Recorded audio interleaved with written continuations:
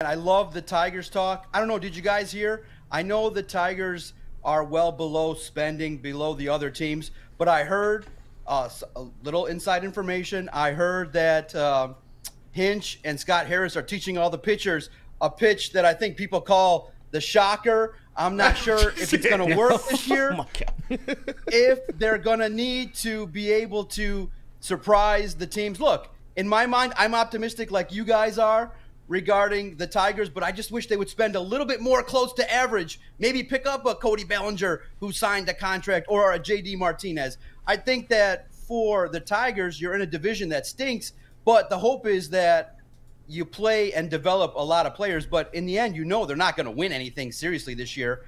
And you got to get to the point where you raise confidence so that Chris Ilitch will open his cheap wallet and spend some money on some real talent. God, the shock value with Doc entering the room is impeccable. I had to get the Lions shock value for him today. We need maybe a longer segment to go to battle on that. I'm cool with Chris Ilitch not spending. By the way, I think he's got to pick and choose when to spend. This isn't the year. I don't believe this is the year, but that is a conversation we can have for a longer period of time. What I do want to ask you, what gives me hope is Tarek Skubal, who we saw make his debut yesterday, sitting 97 miles per hour with his fastball, throwing a nasty changeup, hitting 99.6. Doc, how you feeling about spring training is what it is. How you feel about this Tigers team, Tarek Skubal? Any other notes on them before we get into some Lions, Red Wings, Pistons? Yeah, absolutely. I like everybody else. I'm excited that it's a new season, but I disagree in regards to your premise regarding building.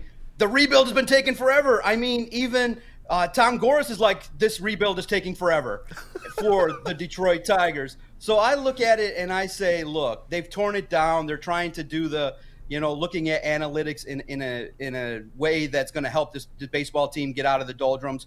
But in the end, you're risking losing a fan base because of the fact that your baseball team is not competitive to win it all. And I know it's early in this tenure with Scott Harris, but in the end, you're going to have to spend at least close to league average.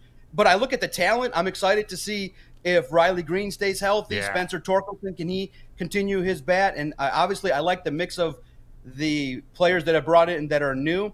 But at the same time, I don't go and say, well, because we play in a crappy division, that projects out. I want to be competitive in the postseason if the opportunity presents itself. And in this division, 87 wins could get you in the playoffs, but you're not going to be competitive in the playoffs.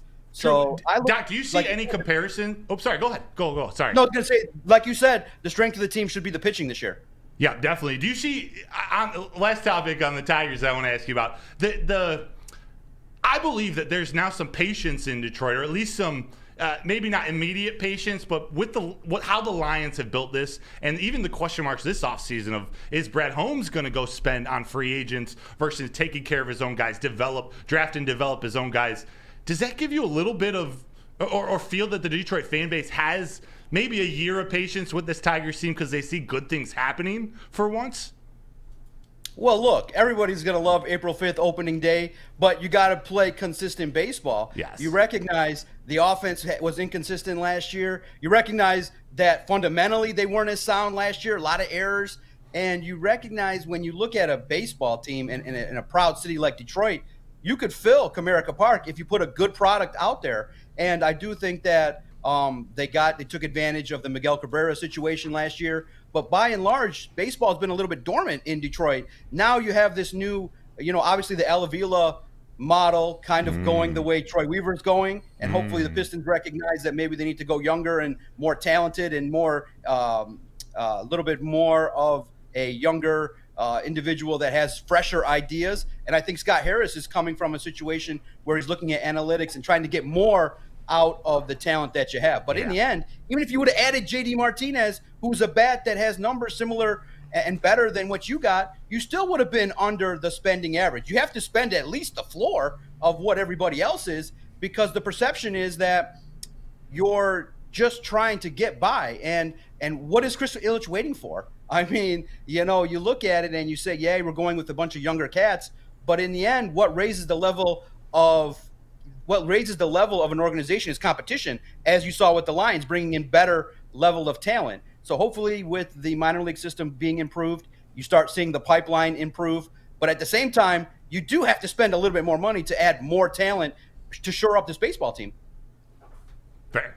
Facts. Yeah, love it. I love your perspective on already it. This morning. Even if I disagree, in this specific year, I love your perspective. I know the fellas here want to ask about some Lions. Yeah, definitely. Listen, Doc, first and foremost, man, how you doing?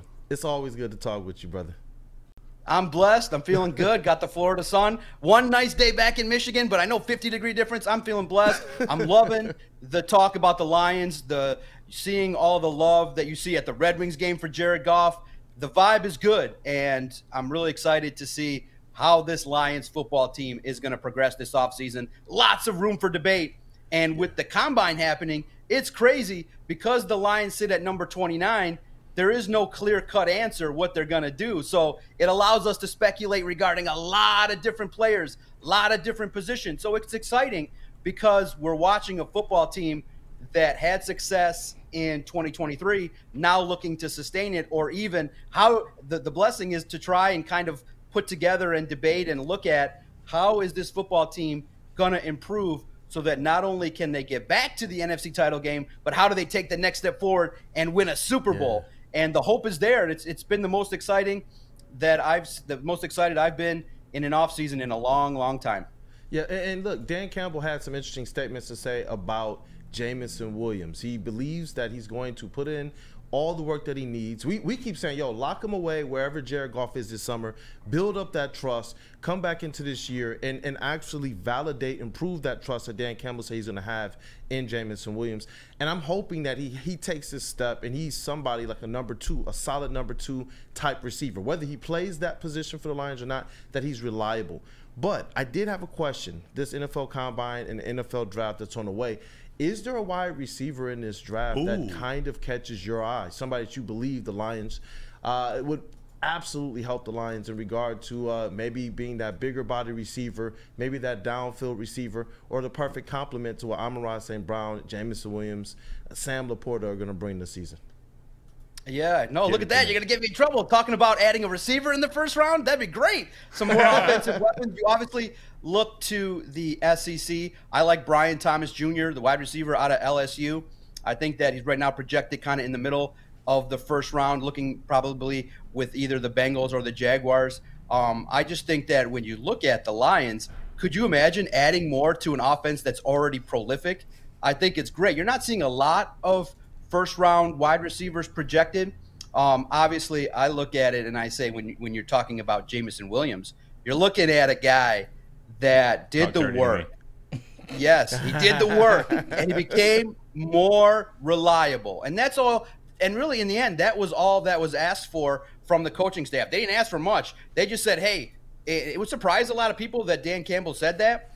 But I look at it and I say, look, he got better. Now, many of us wanted him to do more, and I expect him to be competitive. And I think that Dan Campbell is selective in what he says in regards to Jameson Williams. Now, what did he say? He said he didn't say he's going to get. He said he's going to push to be a full-time starter, which means he's got to earn it. And I do believe Jameson Williams, once he started getting the football more, once he started getting a taste of being involved in this offense, I think he's going to be a player that's going to be feared and it's going to be dangerous. And it was interesting online.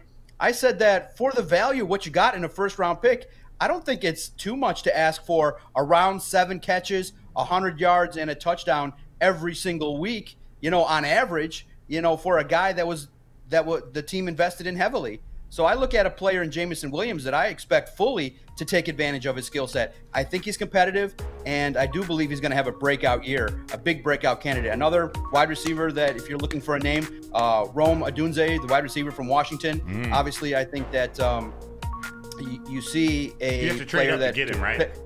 Yep, but no real chance to get him. He's projected to go in the top 10, as I'm seeing here in a lot of the recent mock drafts.